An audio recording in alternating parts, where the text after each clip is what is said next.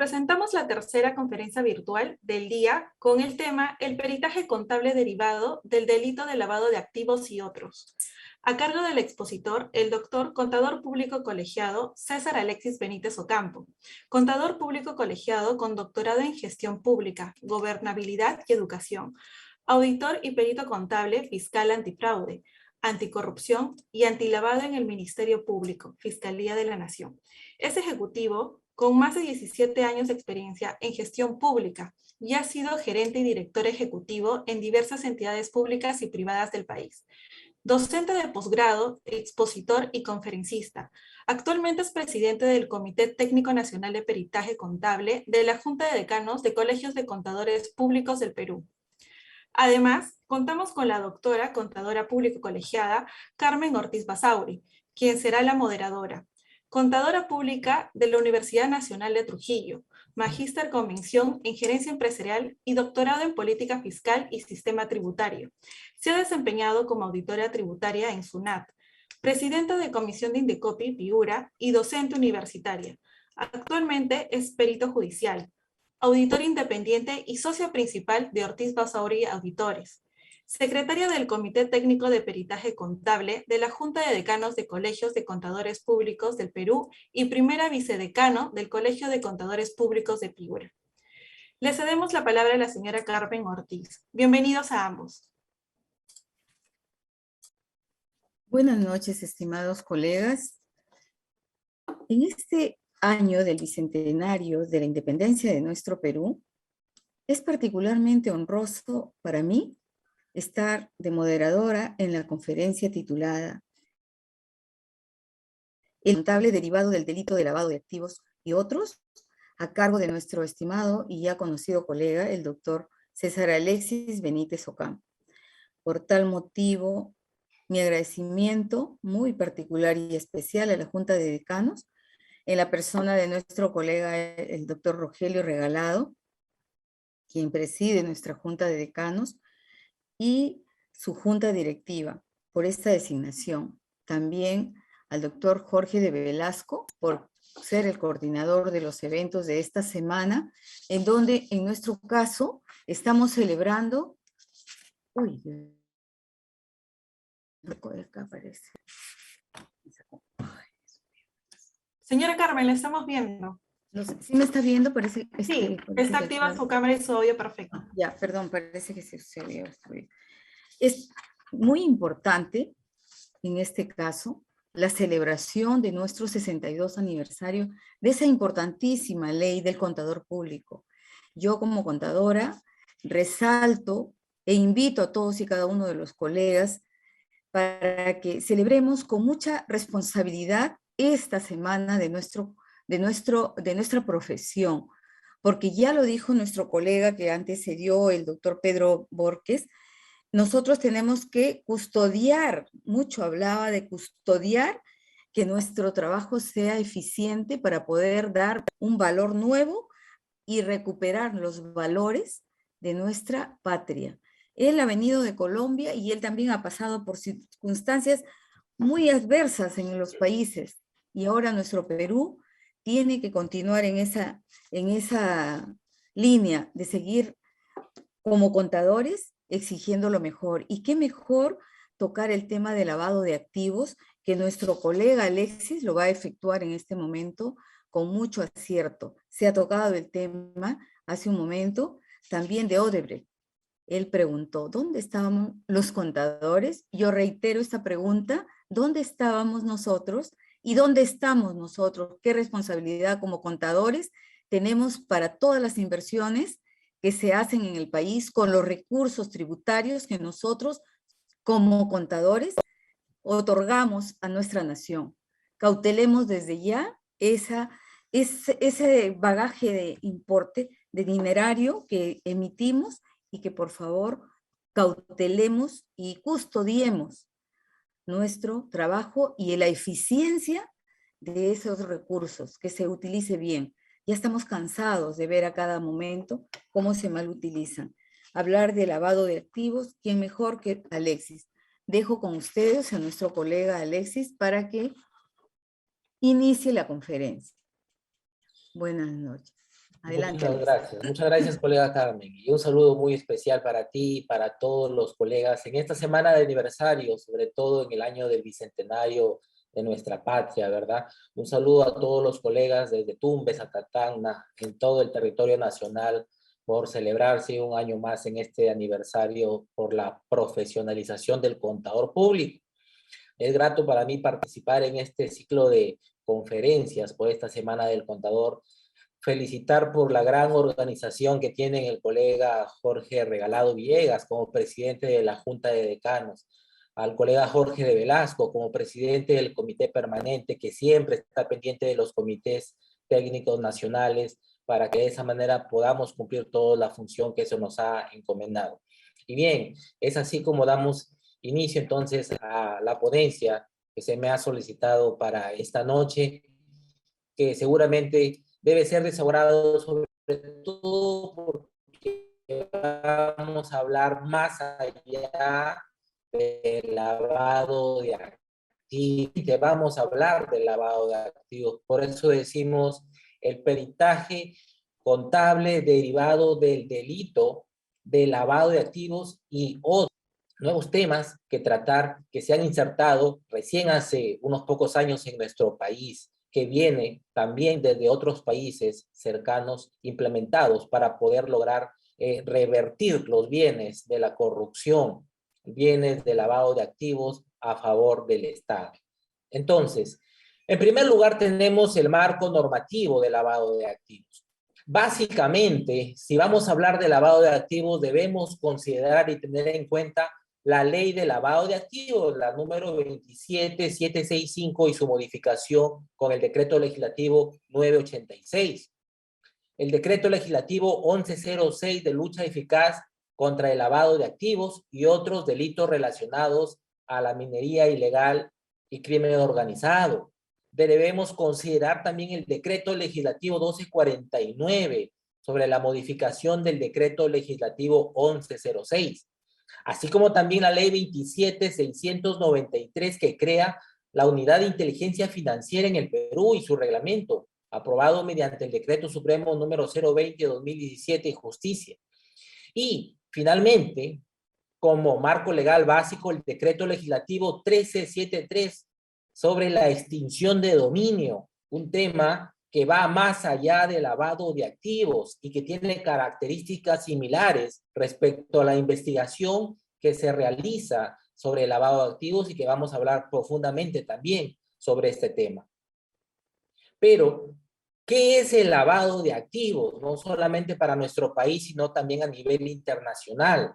El lavado de activos es el proceso por el cual se busca introducir en la estructura económica y financiera de un país recursos, ya sean bienes, dinero en efectivo, ganancias, que son provenientes de actividades ilícitas, que no necesariamente provienen de delitos precedentes, porque ya tenemos jurisprudencia en nuestro país que señalan que no es necesario tener un delito precedente para considerar la imputación de lavado de activos, sino que bastaría con lograr determinar el origen ilícito de los bienes patrimoniales de la o de las personas imputadas para que así se pueda formular una acusación sobre el delito de lavado de activos. ¿Y cuáles son sus características? En primer lugar, la internacionalización de sus actividades, es decir, las personas que delinquen bajo esta modalidad de lavado de activos buscan los paraísos financieros para a través de ellos poder insertar, realizar inversiones, participar en acciones de empresas internacionales, por ejemplo. En segundo lugar, tenemos la profesionalización a través de una estructura empresarial que crea operaciones complejas. Pero ¿por qué esta denominación de la profesionalización? ¿Es acaso que los contadores que se encuentran detrás de los delitos de lavado de activos, porque una persona como lavador de activos propiamente no puede llevar a cabo solo de manera individual el delito de lavado de activos, sino que necesita de los especialistas en lavar activos que lamentablemente, como ya se dijo en unas conferencias anteriores, ¿dónde estaban los contadores que no advirtieron que las empresas en las cuales estaban laborando se estaban dedicando a delinquir mediante el lavado de activos? Porque lavar activos en grandes empresas, como por ejemplo mencionaron Odebrecht, es efectivamente necesaria la participación de contadores especialistas que dejaron de lado su especialidad de contadores públicos para hacer el bien, para utilizar esa especialización de la contabilidad para hacer el mal y cometer delitos como es el lavado de activos.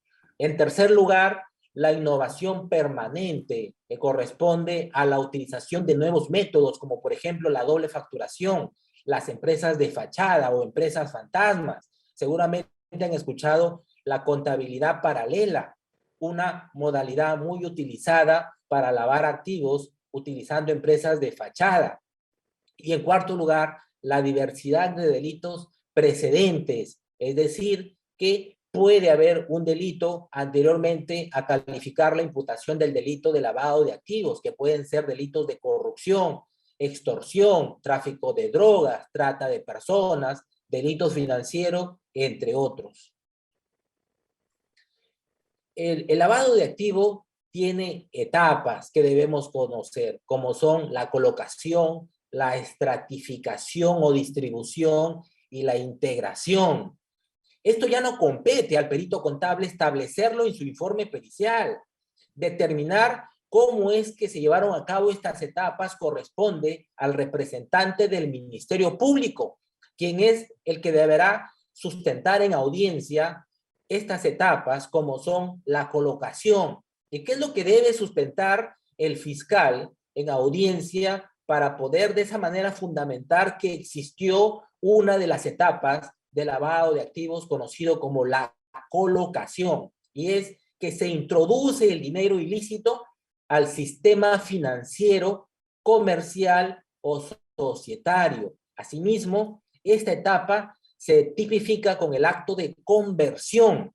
Es decir, por ejemplo, el fiscal podría lograr fundamentar al determinar que el dinero ilícito se utilizó para incrementar el patrimonio o el capital de una persona jurídica, y si logra demostrar, entonces lograría fundamentar la primera etapa, que es la de colocación. En segundo lugar, la estratificación o distribución, que es la separación de fondos ilícitos de su fuente mediante una serie de transacciones financieras sofisticadas, cuyo fin es no dejar rastro de su origen ilegal y otorgándoles una apariencia de legalidad. En esta etapa se tipifica el acto de transferencia, es decir, esta forma de utilizar los fondos para maquillarlos, utilizando la estratificación, deberá ser fundamentada por el fiscal para poder de esa manera sustentar otra de las etapas de lavado de activos. Y en tercer lugar, la integración, que es dar apariencia legítima a riqueza ilícita. El dinero o los ingresos ficticiamente legalizados retornan al patrimonio del tenedor inicial, quien podría optar por invertir los fondos en bienes raíces, en activos lujosos, en proyectos comerciales, dando la apariencia de que es proveniente de las ganancias de las empresas que él ha constituido previamente. Y de esa manera es como cursan las etapas de lavado de activos que debe fundamentar el representante del Ministerio Público a través, utilizando obviamente la prueba técnica. ¿Y quién es el que le va a otorgar la prueba técnica al fiscal? Precisamente el especialista en peritaje contable de lavado de activos. Pero también debe sustentar el fiscal las fases de lavado de activos, para lo cual tenemos tres. En primer lugar, los actos de conversión y transferencia, que involucra a todas las modalidades de colocación del capital líquido o dinero en efectivo obtenido de una actividad criminal previa, con el propósito de ocultar o encubrir el origen ilícito. En segundo lugar, los actos de ocultamiento y tenencia. ¿Y a qué se refieren estos actos de ocultamiento y tenencia? Es que son aquellas operaciones que consolidan el momento final de lavado de activos. Es una práctica propia de los testaferros, quienes pueden aparecer como asesores financieros, como empresarios, como apoderados, como familiares, como amigos muy cercanos a las personas que está delinquiendo bajo esta modalidad.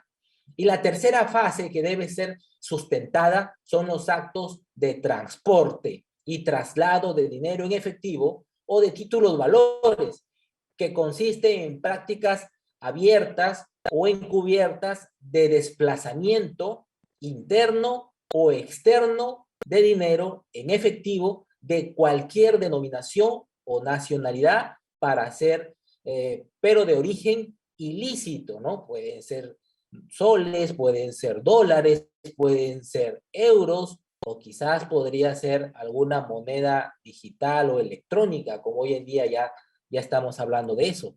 Pero hay algo que va más allá del lavado de activos hoy en día, que es precisamente lo que aprueba el decreto legislativo número 1373, que es la denominada extinción de dominio, cuyo origen tiene en el país de la República de Colombia. En el Perú anteriormente se le denominaba pérdida de dominio, ahora se le denomina la extinción de dominio, tal y como se le denomina también en Colombia, extinción de dominio. ¿Por qué en Colombia utilizaron esta herramienta de incautar los bienes patrimoniales a las personas? Precisamente tuvo sus orígenes en el personaje conocido como Pablo Escobar, que luego de haber cometido varios delitos, entre ellos el tráfico ilícito de drogas, la República de Colombia tenía la necesidad de incautar y extinguir del dominio de esta persona todos sus bienes patrimoniales. Y es así como la República de Colombia crea la figura de la extinción de dominio. Y el Perú, para no quedarse atrás, toma también esta figura de Colombia de la extinción de dominio para de esa manera iniciar un proceso de investigación. Ojo, en el Perú la extinción de dominio no es un delito, sino es un proceso de investigación a personas individualizadas que pueden ser investigadas de manera no solamente individual, sino también como organización criminal o como grupo familiar. La extinción de dominio, este decreto legislativo se aplica sobre todo bien patrimonial que constituya objeto, instrumento, efectos o ganancias que tienen relación o que se derivan de las siguientes actividades.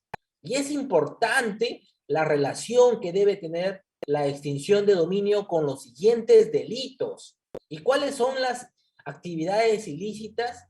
Como delitos precedentes a la apertura de un proceso en las fiscalías de extinción de dominio. Tenemos, por ejemplo, los delitos contra la administración pública, es decir, los delitos de corrupción de funcionarios, delitos contra el medio ambiente, el tráfico ilícito de drogas, el terrorismo, el secuestro, la extorsión, la trata de personas, el lavado de activos, el contrabando, la defraudación aduanera, la defraudación tributaria, la minería ilegal, y otras con capacidad de generar dinero, bienes, efectos o ganancias. Pero, ¿cuál es la característica? Así como comparándolo con el lavado de activos.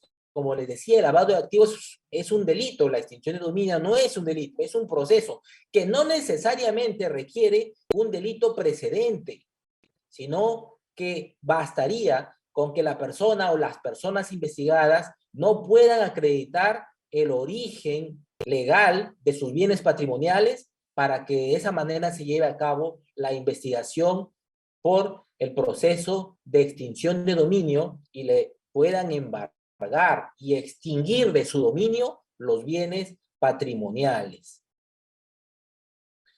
Tenemos algunos principios y criterios aplicables para la declaración de extinción de dominio, como son la nulidad, que señala que son nulos de pleno derecho, sin perjuicio de los derechos de tercero de buena fe. Ya vamos a ver qué cosa es un tercero de buena fe.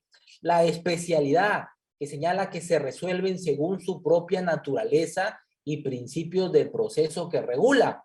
La autonomía, que es independiente y autónomo del proceso penal, civil u otro de naturaleza. O sea, ¿qué significa?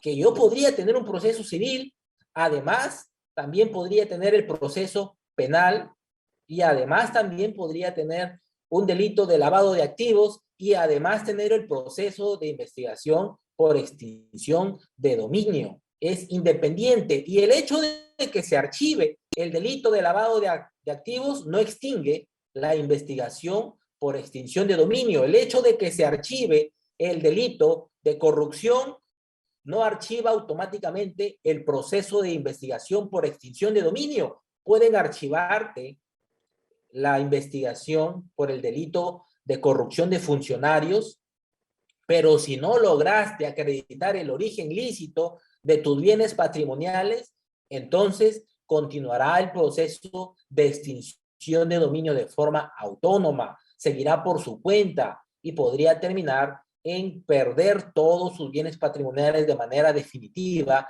las personas que se encuentran en este proceso de investigación. Por eso hace referencia el decreto legislativo a esta autonomía. El dominio de los bienes, que se extiende únicamente a aquellos que recaigan sobre bienes obtenidos con justo título o estén destinados a fines compatibles con el ordenamiento jurídico. La aplicación en el tiempo, que los presupuestos para su procedencia hayan ocurrido con anterioridad a la vigencia del presente decreto legislativo. La tutela jurisdiccional y el debido proceso, se observan los derechos a la tutela de jurisdicción, es decir, el lugar donde ocurrieron los hechos delictivos. La publicidad, señalando que es público a partir de la notificación del auto que admite la demanda. Y luego más adelante vamos a ver que este proceso se realiza en secreto. El proceso de extinción de dominio es reservado y las personas que estuvieran siendo investigadas por este proceso de extinción de dominio no saben que se les ha aperturado este proceso. Recién se enteran que estaban siendo investigadas por extinción de dominio cuando se presenta la Fiscalía con la Policía Nacional a su domicilio y empiezan a incautarle sus bienes patrimoniales, el inmueble, los vehículos, terrenos, dinero en efectivo y todas las propiedades que podrían estar enlistadas en este proceso de extinción de dominio.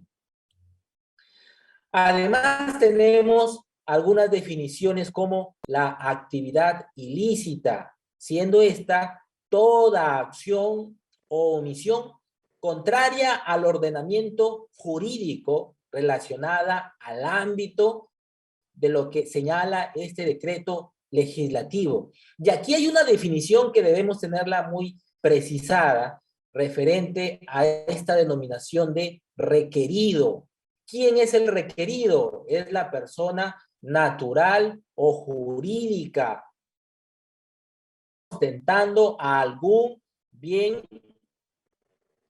o derecho sobre el patrimonio que se encuentra en investigación. Tenemos así también los bienes susceptibles de extinción de dominio, que son todos aquellos que se le hayan asignado al requerido. Tenemos los bienes abandonados también como una denominación importante, los bienes patrimoniales, que son todos los que se encuentran asignados a las personas investigadas, los bienes cautelados y los bienes que constituyen objeto de actividad, que ahora los vamos a observar.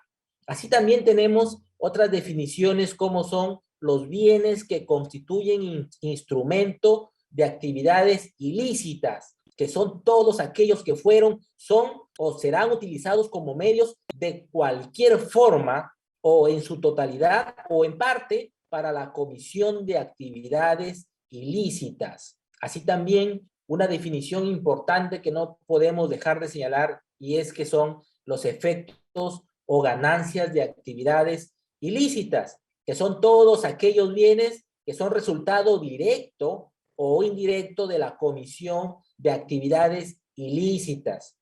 Así, importante señalar nuevamente la definición de la extinción de dominio, que su propio nombre lo dice, se extingue de mi dominio los bienes que se encuentren constituidos en este proceso de investigación como consecuencia jurídico-patrimonial que traslada a la esfera del Estado la titularidad de los bienes que constituyen objeto, instrumento, efectos o ganancias de actividades ilícitas mediante sentencia emitida, obviamente respetando el debido proceso, aunque hay algunas situaciones que vamos a ver más adelante que podría generar cierta discrepancia entre los especialistas del peritaje, entre los abogados, sobre algunos actos inconstitucionales que se pudieron haber planteado en el Perú y también en sus orígenes en la República de Colombia.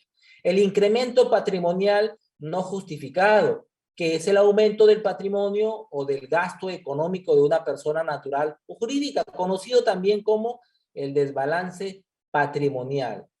Y el tercero es toda persona natural o jurídica diferente del requerido, que se apersona al proceso de extinción de dominio reclamando tener algún derecho sobre el bien. Bien, ya estamos entonces, continuamos con el reglamento de la extinción de dominio. Como les decía, era importante conocer las definiciones de la extinción de dominio para pasar al reglamento que tiene sus detalles de cómo es que funciona este proceso, señalando cuáles son los bienes extinguidos y diferenciándolos de la persona jurídica, señalando que los bienes patrimoniales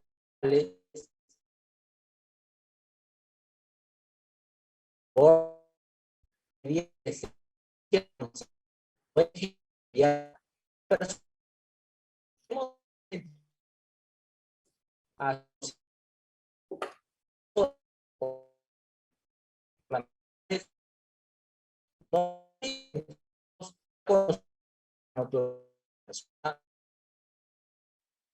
y aquí tenemos esta definición respecto a la indagación patrimonial. El artículo 18 es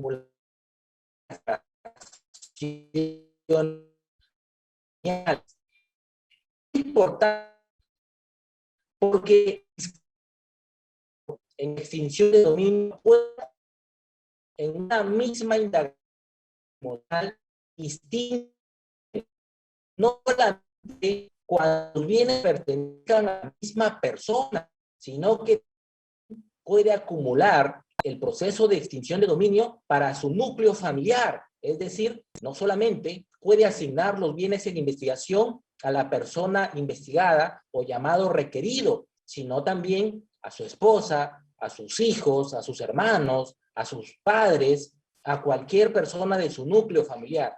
Así también puede asignar al mismo grupo empresarial, es decir, si tengo acciones en algunas empresas jurídicas, también esas acciones pueden ser asignadas al requerido y formar parte del proceso de extinción de dominio. Además, también podría el fiscal argumentar que es una organización criminal y por lo tanto todas las personas que se encuentran inmersas en esta organización criminal pueden formar parte acumulada en este proceso de extinción de dominio. Así, es importante conocer las medidas cautelares en el proceso de extinción de dominio. ¿Y qué es una medida cautelar en este proceso? Las medidas cautelares son accesorias y tienen como fin evitar que los bienes patrimoniales que son materia del proceso de extinción puedan ser ocultados, vendidos, grabados, transferidos o puedan sufrir algún deterioro, extravío o destrucción ilícita cuando sea necesario. Aquí es donde participa el organismo del Estado conocido como el PRONAVI, lo que antes le llamaban el CONAVI, ahora PRONAVI.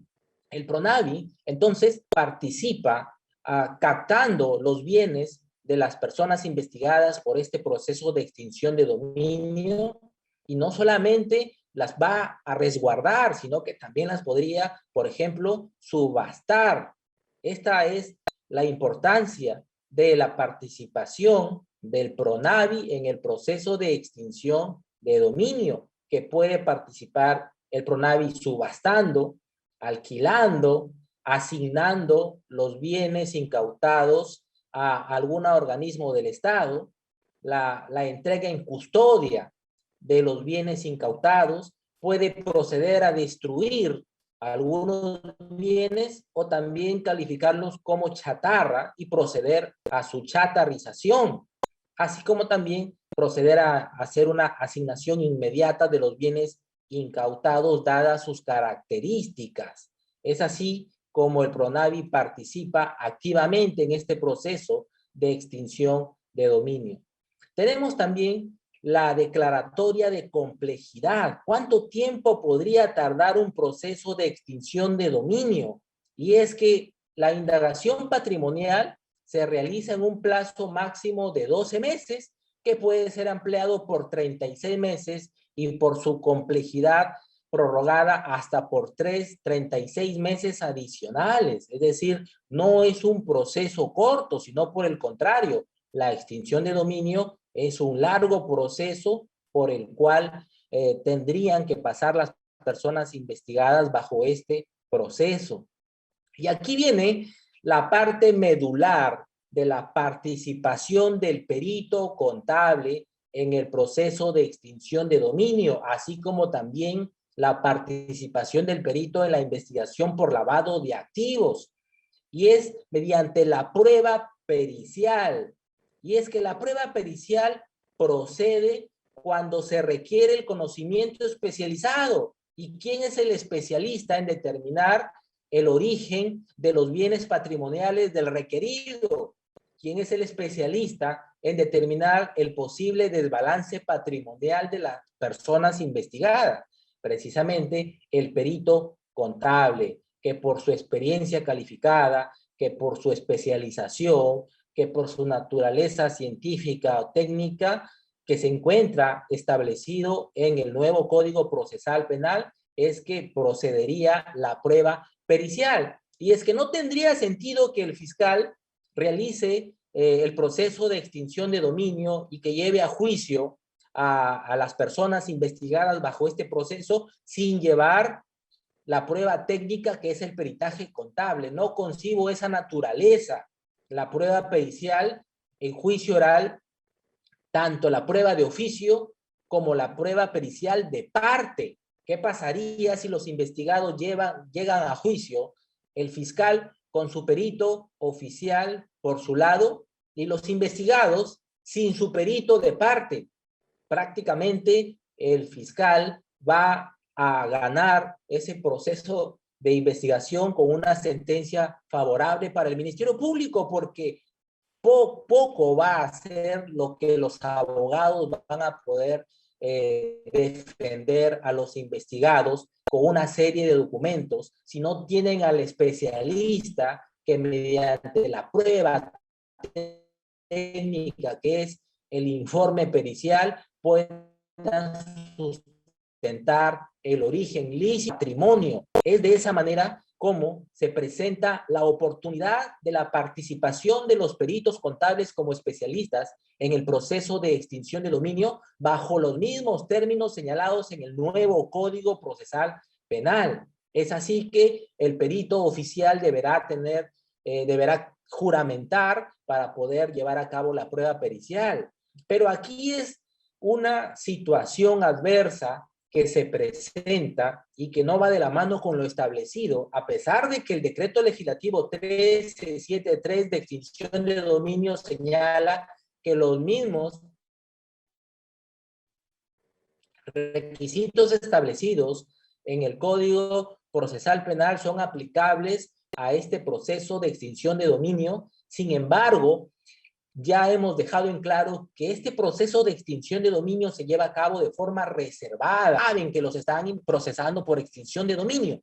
Sin embargo, llegan a la incautación el fiscal con un peritaje contable oficial, pero que los investigados no tuvieron la oportunidad de defenderse en el debido momento, tal como lo establece el nuevo Código Procesal Penal, que señala que ante un peritaje contable oficial tenemos también que tener el peritaje contable de parte para que dentro de los 5 días se pueda observar o se pueda presentar la pericia contable de parte. Pero si la investigación es reservada, como los peritos vamos a poder observar dentro de los 5 días, porque la investigación es reservada. El investigado no sabe que lo están procesando por extinción de dominio. Recién se va a enterar cuando llega a la fiscalía con la policía y le incautan los bienes patrimoniales. En ese momento se entera de que lo estuvieron investigando, de que le congelaron las cuentas, de que tenían conocimiento de cuántos inmuebles tenía. Ese día se va a enterar de que hay un peritaje contable de oficio que señala el origen ilícito de sus bienes patrimoniales y que existe un desbalance patrimonial. Por eso que yo señalo que el proceso de extinción de dominio va más allá del delito de lavado de activos, porque, por ejemplo, el delito de lavado de activos te notifican desde el primer día que se apertura la investigación, es decir, el delito de lavado de activos no es secreto, es de conocimiento del investigado desde el primer día, pero el proceso de extinción de dominio no es de conocimiento de los investigados, sino recién hasta el momento en que se le incautan los bienes. Tenemos una definición señalada como la prueba trasladada. ¿Qué es la prueba trasladada?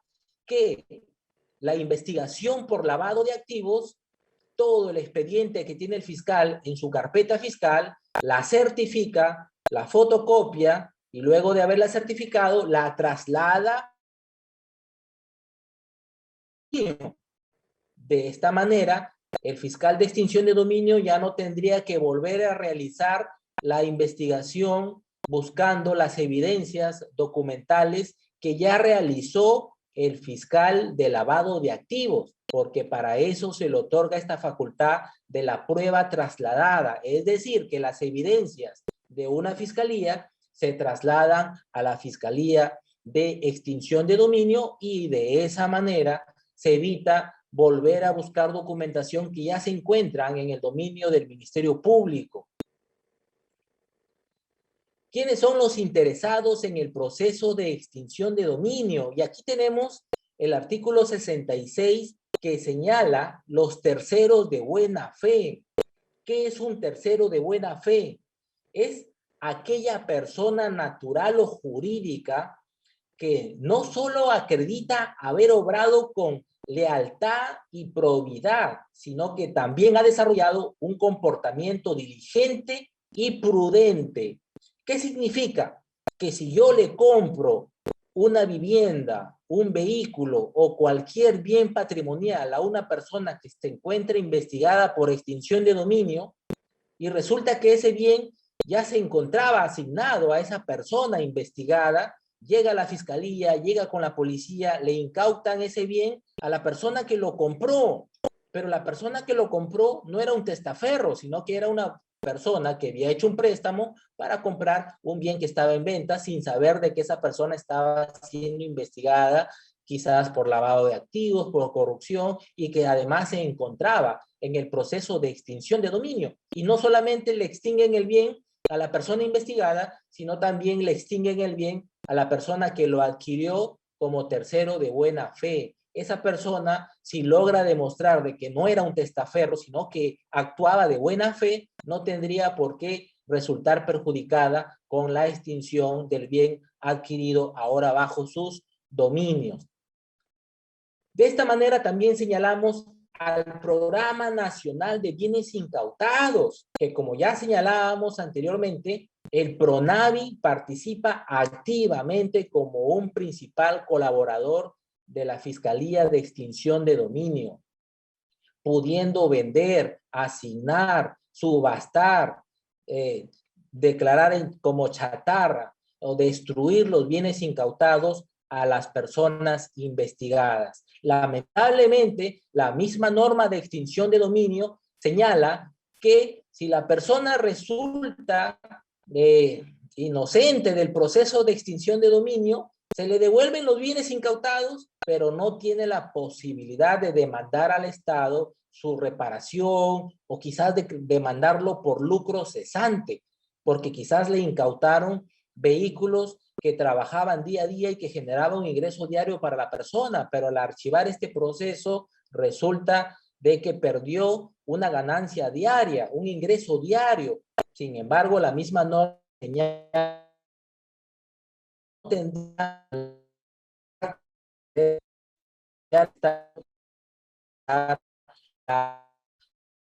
el perjuicio que a este se le haya causado. Y bien, para ir culminando entonces con este proceso, pago de activos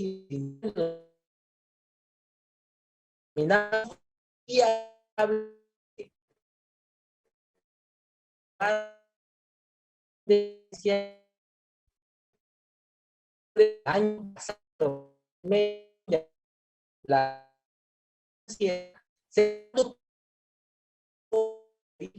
contables que a la para el Ministerio Público se encuentran obligados a presentar bajo los lineamientos de esta guía los informes periciales contables que correspondan siguiendo la estructura del informe pericial contable forense. Y es así como el informe pericial, ahora denominado forense, porque se encuentra enmarcado en las investigaciones penales que realiza el Ministerio Público, por eso es que se le asigna ahora la denominación de forense, debe seguir la estructura que les presento a continuación, como el señalando el nombre, apellido, domicilio, documentos, datos personales del perito, la descripción de la situación o el estado de hechos, la exposición detallada, la motivación, la indicación de sus criterios científicos o técnicos y los medios y reglas de los cuales se sirvieron para realizar el examen pericial, así como las conclusiones, la fecha, sello y firma del perito. De no seguir esta estructura, estaría el perito contraviniendo las normas internas del Ministerio Público y podría ser sancionado, podría ser subrogado, podría ser denunciado.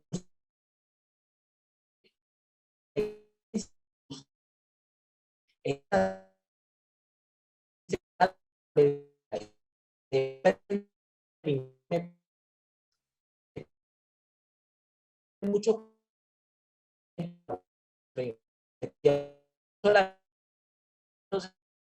la acción de informe,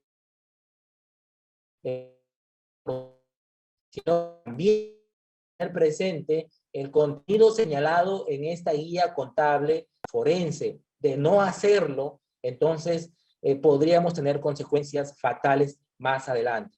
Es así como llego al final de esta presentación, felicitando a todos los contadores públicos de nuestro país en esta semana del contador público, contador del bicentenario en estos 200 años de independencia.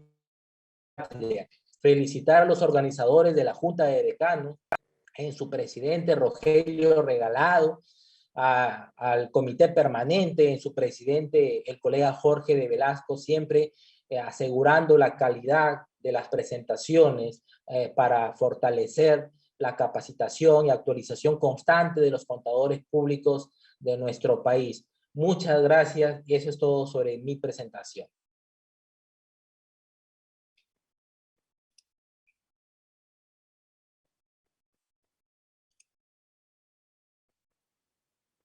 Muchas gracias, colega César Alexis.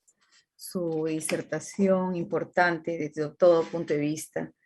Y gracias a ello escuchamos la importante y la importancia que significa para nosotros el hecho de que se haya reiterado la responsabilidad del colega contador público, perito contable, judicial o perito adscrito al Ministerio Público, para que el informe pericial constituye y se ratifica como una prueba contundente para los casos de extinción de dominio y para el caso de lavado de activos. Tanto para los casos en que el perito actúe como tal, como perito del Estado, como del Ministerio Público y del Poder Judicial, o como perito de parte. Esa responsabilidad que nos ha acentuado nuestro colega al mencionarnos inclusive que ya el informe pericial que merece emitirse para el Ministerio Público ya tiene el título de informe pericial contable forense. Entonces, creo que es importante que nosotros como contadores valoremos también y acatemos las normas que nos están indicando las instituciones públicas para poder emitir concretamente nuestro informe, pero sobre todo para hacerlo con responsabilidad y sobre todo con independencia de criterio, con la facultad que tenemos como profesionales de emitir una opinión que es resultado de los conocimientos y de la formación que tenemos, no solamente profesional, que es obviamente importantísimo, sino también desde el punto de vista ético, que merece que nosotros podamos emitir un informe a nuestra altura.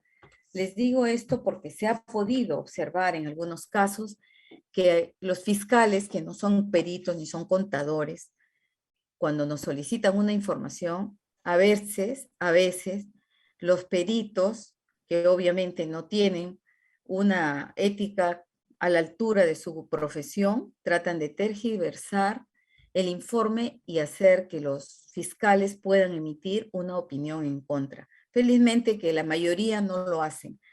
Bueno, es importante lo que nos ha dicho Alexis, y ahora yo quisiera pasar a comentar algunas preguntas, a formular las preguntas que nos han indicado los asistentes. Por ejemplo, la señora Elena García de Bravo pregunta, Alexis, ¿cómo combatir la corrupción en las empresas públicas y privadas? Bien, es un tema muy complejo que tiene que ver mucho con las políticas de Estado, ¿verdad? Los contadores públicos podemos participar precisamente en el combate contra la corrupción en las entidades públicas y las empresas privadas. ¿Y cómo podemos combatir la corrupción? Precisamente no siendo parte de estas, porque la persona que busca delinquir buscará también al especialista contable para que le colabore con sus conocimientos contables a delinquir. Pero si los contadores nos apartamos de esta forma de delinquir, esa es una manera como el contador público puede colaborar ampliamente en la lucha contra la corrupción.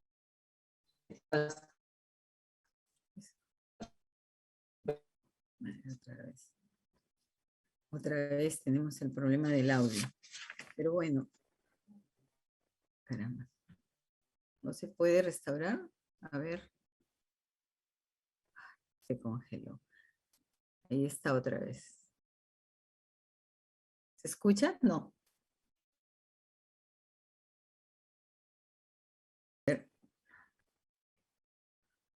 Sí, te escucho, Carmen. Sí. Entonces, esa es la respuesta. Creo que, no sé si hay una contrapregunta de parte de la señora Bravo, si está satisfecha con la respuesta. Podemos tener acceso a ella, me parece. Sandrita. No. Tenemos otra segunda pregunta. Sí, todavía sí, pero quería saber si la señora Bravo ya está satisfecha con la respuesta o quiere 8 en formular algo punto. adicional. Está todo bien, pasemos con la siguiente. De acuerdo. El señor Antonio Luis Román Valdeón pregunta. 1. En Perú, a pesar de la existencia del RA 609, CMEPJ, del Poder Judicial, de la Comisión Ejecutiva del Poder Judicial, existen colegas que sin ser peritos REPEC suscriben informes contables de parte, siendo muchas veces valorados por los operadores de justicia indebidamente. ¿En Colombia existe alguna norma para el ejercicio que les faculta suscribir pericias de parte y sean legítimamente valorados?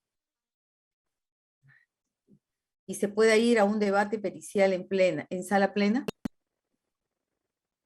Lo que ocurre es que tanto, claro, sí, lo que ocurre es que tanto en el Perú como en Colombia las organizaciones son autónomas, como por ejemplo el Ministerio Público en el Perú tiene el reglamento de peritos contables fiscales, así como también el Poder Judicial tiene el reglamento de peritos judiciales. Y son estos reglamentos los que regulan la participación de los peritos oficiales, pero no regulan la participación de los peritos de parte. ¿Quiénes son los que regulan la participación de los peritos de parte? Son precisamente los colegios de contadores públicos, porque la participación del perito de parte, si bien es cierto, no es regulada por el Ministerio Público porque es un organismo autónomo, pero los contadores, los colegios de contadores que acogen a los contadores públicos a nivel nacional